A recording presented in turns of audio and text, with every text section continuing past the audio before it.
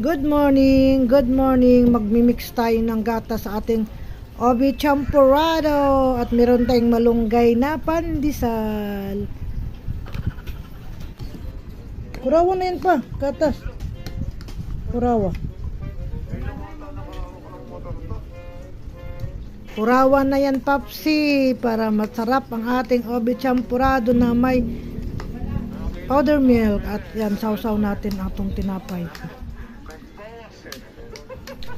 Yan guys, kumakain na si Papsi dahil papasok na yan sa kanyang trabaho.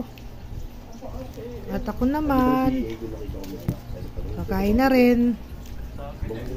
Natikman ko na nga yung obi champurrado na may powder milk. Ay, ang sarap pala talaga, yummy na yummy. Kaya paborito ko talaga tong obi champurrado. Thank you for watching. God bless.